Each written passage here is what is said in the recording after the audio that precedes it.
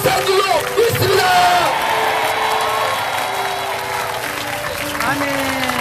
네, 박수로 맞아요. 다음은 우리 부산대학교 우리 재직 중이시고 동성애 반대연합에서 운영위원장을 맡고 계시는 기론평 교수님 모시고 귀한 말씀 전해드리도록 하겠습니다. 기론평 교수님. 네, 반갑습니다. 야, 여기 올라오니까 진짜 사람들이 너무 많네요. 네, 정말 많아요. 네, 제가 오늘 아침에 여기 오려고 제가 부산에서 올라왔습니다. 저는 전공이 물리학입니다. 사실은 이 동성애하고는 전혀 상관없는 전데 제가 2006년도에 국민일보 일면 기사에 차별금지법 제정 이렇게 났습니다. 그 당시에는 차별금지법이 좋은 법을 알았어요. 아무도 차별금지법이 뭔 줄 모를 때입니다. 저는 32살부터 몸이 아팠기 때문에 그 당시에는 몸이 안 좋아가지고 신문이나 방송을 거의 보지 않던 때예요. 근데 우연히 국민일보 일면에 차별금지법이 딱 나서 야 이게 뭐지? 이러면서 이면에 계속 이래가지고 이면을 읽어보니까 성적지향이라는 단어가 있더라고요. 그래서 제가 국가인권의 홈페이지 들어가가지고 성적지향이 뭔지를 보니까 동성애, 이성애, 양성애 이렇게 적혀 있었어요. 그래서 야, 이 동성애는 차별금지법에 들어가서는 안 되지. 그래서 제가 교수들 한 300명 정도 서명을 받아가지고 청와대도 보내고 법무부도 보내고 이렇게 했습니다. 그리고 나서 저는 그게 이제 없어진 줄 알았습니다. 근데 그 다음에 2007년도 10월 달에 입법 예고가 됐는데 여전히 성적지향이 들어있더라고요. 그래서 제가 이걸 막아야 되겠다 해서 알린 게 오늘까지 이르렀습니다. 사실은 2006년 전에는 동성애 동자도 몰랐고 사실은 제가 그날 2006년도에 신문을 안 봤더라면 그때 통과됐습니다. 아무도 차별금지법이 나쁜 줄도 모를 때예요. 성적지향이 뭔지도 모를 때입니다. 네. 하나님이 부족한 저를 이렇게 붙잡아가지고 이렇게 차별금지법을 아직 막았고 우리는 뭐 계속 막아야 되겠죠. 예. 저는 아까 말씀드린 것처럼 물리학을 하기 때문에 사실은 이 동성애라든지 뭐 상담을 전혀 모르는 사람입니다. 근데 사실은 제 연구실로 부모님들이 찾아올 때가 있어요. 그 부모님이 누군가 하면은 자기 딸이 남자가 되겠다. 또 어떤 아들은 동성애를 하겠다. 그래서 그 부모님이 찾아와요. 찾아오는데 제가 뭐 압니까? 그래서 제가 그분을 붙잡고 그 부모님께 그래요. 이 동성애는 타고나는 것이 아니기 때문에 충분히 끊을 수 있습니다. 그리고 제가 이제 그분을 위로하고 이렇게 말씀을 드립니다. 근데 그분들이 얼마나 안타까우면 지푸라기라도 잡고 싶은 마음에 저를 찾아오지 않겠습니까? 그래서 제가 이제 열심히 말을 하게 되면 그분들은 막 어떨 때는 울어요. 얼마나 안타까우면 자기 자녀가 한번 생각해 보세요.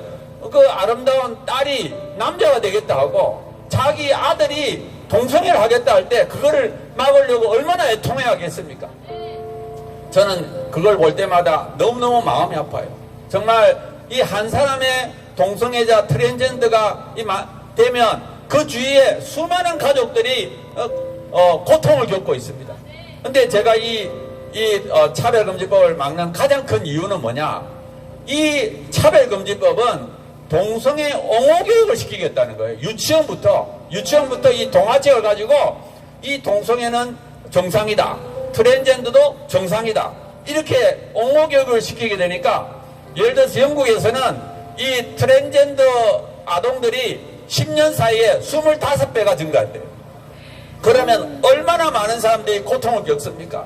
저는 이 차별금지법은 집단적으로 우리 아이들을 잘못된 길로 끌고 가는 거예요. 저는 한 사람이 그래도 그 부모 그렇게 애통하는데 이거는 그냥 집단적으로 나쁜 길로 끌고 가니까 이거는 진짜 막아야 되는 거예요. 정말 우리가 안타까운. 근데 이 서구 사회는 어떻게 보면 참 심성이 좋은 국가. 어떻게 보면 이 차별금지법이 통과된 나라가 전부 기독교 국가입니다. 왜냐하면은 착한 사람들이 야, 그 동성애자 불쌍하지 않느냐, 차별받으면 안 되지 않느냐, 그런 것을 이용한 거예요. 그 사람들의 선한 마음을 이용해서 법을 딱 만들고 나서는 아까 말했던 대로 우리 아이들을 세뇌시켜가지고 동성애자를 만드는 겁니다. 그리고 지금은 한 집 건너 한 명이 동성애자 트랜스젠더로 되었어요. 그러니까 지금은 그 서구에서는 이럴 줄을 몰란 거예요. 이럴 줄을 모르고 거짓으로 쏘가가지고 그런 일이 됐고 이제는 뭐 막을 수가 없는 거예요. 너무나도 많은 사람들이 이제 잘못된 데 물들고 나니까 더 이상 법을 바꿀 수가 없어요. 그러니까 우리는 서구의 이 잘못된 사례를 보았기 때문에 그 뒤를 절대 따라가면 안 됩니다. 우리는 결사적으로 막아야 돼요, 이거는. 그 다음에 또 한 가지는 이 차별금지법이 만들어지게 되면 가정이 파괴가 됩니다. 가정이 파괴가 돼요. 왜냐하면 악한 것을 정당하다고 가르치게 되면 결국에는 가정이 파괴가 됩니다. 가정이 파괴되는 가장 큰 이유는 뭐냐? 성적인 죄악입니다. 그 가정을 파괴시키는 걸, 부부간의 관계를 파괴시키는 것은 거의 다 성적인 죄악입니다. 그리고 이 차별금지법은 마치 일부일처제가 잘못된 것처럼, 이 사람들은 일부일처제를 뭐라고 그러는가 하면 정상가족 이데올로기가 그래요. 일부일처제가 정상가족이라는 오해를 하게 만든다는 거예요. 그리고 나서는 다양한 가족, 얼마나 멋있으면 다양한 가족. 근데 다양한 가족 안에는 뭐 남자끼리 여자끼리 또 어떤 사람들은 3명이 있어 결혼하고 이런 다양한 가정을 해서 온 가정을 다 파괴가 시키는 거예요. 그리고 그 다음에 또 한 가지는 성별을 파괴시킵니다. 남녀 구분을 없애요. 남녀가 같이 화장실도 가야 되고 탈의실도 가야 되고 또 이 생물학적으로 남자인 사람이 여자 화장실 트랜스젠더라고 여자 탈의실을 갈 때 그걸 막으면 또 차별이라고 해서 오히려 벌을 받습니다. 이런 이상한 일이. 그래서 차별금지법이 딱 만들어지고 나면 여성들이 가장 큰 피해자고요, 어린아이들이 가장 큰 피해자입니다. 그러니까 이거를 누가 막아야 되느냐? 제일 먼저 학부모가 막아야 돼요. 학부모들이 들고 일어나야 됩니다. 우리 아이들은 절대 안 된다 하고 학부모가 일어나야 돼요. 그 다음에 여자들이 일어나야 됩니다. 정말 이거는 진짜 막아야 됩니다. 그 다음에 뭐 잘 알다시피 자유를 위축시켜요. 표현의 자유, 양심의 자유 이런 것들을 하기 때문에 결과적으로 이거는 동성애 독재입니다. 동성애를 지지하는 발언만 허용하고 동성애를 반대하는 발언을 금지시키니까 이건 완전히 독재죠. 그리고 그 다음에 우리나라에서는 포괄적 차별금지법을 만들 필요가 없습니다. 왜냐하면 이미 성별, 장애, 그 다음에 연령 이런 거에 대한 개별적 차별금지법이 존재합니다. 양성평등기본법이라든지 이런 것이 다 존재하기 때문에 이미 우리가 정당하다고 생각하는 차별금지 사유, 뭐 남녀, 뭐 장애 이런 건 다 있습니다. 그렇기 때문에 이 포괄적 차별금지법은 절대 만들 필요가 없다. 이 사람들은 또 뭐라 그러는가 하면 우리가 막 동성애, 트랜스젠더를 이렇게 반대하니까 그럼 차별금지법을 만들 때 그 안에 성적 지향, 성별 정체성을 안 넣겠다. 뭐 이렇게 주장할 수도 있어요. 근데 그거 속아 넘어가면 안 됩니다. 성적 지향, 성별 정체성이 없더라도 포괄적 차별금지법이 딱 만들어지면 어떻게 되느냐? 이 성별 장애하다가 나중에 그 밖의 사유, 그 등하고 그 밖의 사유 안에 성적 지향과 성별 정체성이 들어있다고 간주를 합니다. 그리고 아까 박성재 변호사님께서 말씀드렸듯이 이 차별을 받았다고 주장할 때 그거를 심사하는 데가 어디냐? 국가인권이에요. 국가인권위가 그걸 판단하니까 이 국가인권위가 동성애 옹호기관인데 당연히 동성애는 포함되고 있다 이렇게 주장할 수 있어요. 그러면서 이 국가인권위원회 법 해설집을 보면은 성별, 우리가 흔히 남녀를 생각하는 성별 안에 그거를 성별을 젠더라고 해서 성적 지향, 성별 정체성이 포함되고 있다고 국가인권이 그렇게 해석하고 있습니다. 그러니까 절대로 성적 지향과 성별 정체성이 없다고 해서 포괄적 차별금지법 절대 찬성하면 안 됩니다.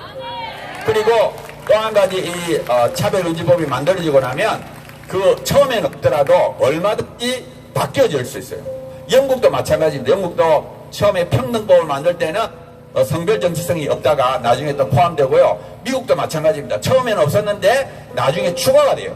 처음에 만들 때는 공청회도 하고 막 우리가 이렇게 막 반대하니까 만들기 어렵죠. 그렇지만 일단 만들어지고 나면 그 다음에 공청회도 하지 않고 그냥 쉽게 바꿀 수가 있습니다. 그래서 우리가 절대로 포괄적 차별금지법은 절차적으로 막아야 된다 하는 것을 하고요.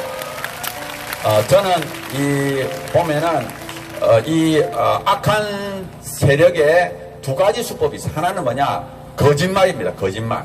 또 하나는 음란이에요. 그래서 이 사람들이 쓰는 수법이 거짓말인데 그 대표적인 거짓말이 동성애는 타고난다. 그래서 동성애자들은 어쩔 수 없이 한다. 이렇게 거짓말을 하고요. 또 한 가지는 음란입니다. 음란을 통해서 세상을 악하게 만드는 거예요. 그래서 저는 이제 본질적인, 우리가 물론 이번에 법도 막아야 됩니다. 분명히 막아야 되지만 본질적으로는 어떻게 되었느냐? 우리가 철저하게 거룩하게 살아야 돼요. 제가 예를 하나 들게 되면 지금부터 2000년 전에 로마 시대를 예를 들게 되면 로마 시대에는 우리 잘 알다시피 플라톤이 향년이라는 책을 적었어요. 저도 향년을 읽어보진 않았습니다. 근데 향년을 읽어본 사람이 하는 말이 이 향년에 플라톤의 향년이 뭐냐 하면 에로스에 대해서 적었다 그래요. 근데 그 에로스가 우리가 흔히 생각하는 남녀간의 사랑이 아닙니다. 남녀간의 사랑이 아니라 자기가 데리고 있는 그 어린 남자, 어린 아이와의 사랑, 쉽게 말하면 동성애죠. 동성간의 성관계를 이제 아주 미화하는 그걸 적은 것이 향년이라고 그래요. 그 다음에 로마 시대 황제들이 거의 다 동성애를 했다 그래요. 우리가 잘 아는 네로 황제는 2번이나 동성결혼을 했다 그럽니다. 그 다음에 그 사회는 얼마나 음란했는가 하면 신전이 있으면 신전 안에 남자 창기도 있고 어떤 데는 여자 창기도 있고, 그러니까 우리가 말하는 모든 음란이 그렇게 온 세상을 뒤덮었어요. 그 로마 시대에는 지금보다 더 음란했습니다. 그리고 권력도 음란을 지지했고 지금 말하면 아주 똑똑한 사람들이 다 동성애를 찬양하는 그런 시대입니다. 그럼에도 불구하고 그때 그 거룩한 삶을 주장하는 그 초대 기독교인들이 결국에는 정결한 삶을 삶으로써 그 세상을 바꿔버렸어요. 그러니까 저는 지금 우리가 이 세상이 음란하다 그런데 2000년 전에 그 당시에 비교하면 아무것도 아닙니다. 우리가 정말 지금은 정신을 바짝 차리고 정말 정결한 삶을 살게 되면 충분히 우리가 세상을 변화시킬 수가 있습니다. 우리가 본질적으로 이겨야 돼요. 그 2000년 전에 로마를 변화시켰던 것처럼 지금 이 시대를 변화시켜야 됩니다. 우리가 세상이 어두워지면 어두워질수록 빛이 더 강렬해져요.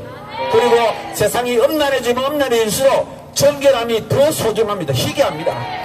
그래서 그 로마 시대 때 자기 며느리를 순결한 사람을 택하잖아요. 그래서 어떻게 보면 그 로마 지도부가 다 어떻게 보면은 다 바뀜으로써 세상이 바뀌어졌습니다. 그러니까 여기에 모인 모든 분들이 정말 진정한 사람으로서 정결한 삶을 살게도 음란과 싸우게 되면 본질적으로 우리 여기서 외칠 뿐만 아니라 정말 우리의 삶이 진짜가 되게 되면 우리가 반드시 승리합니다.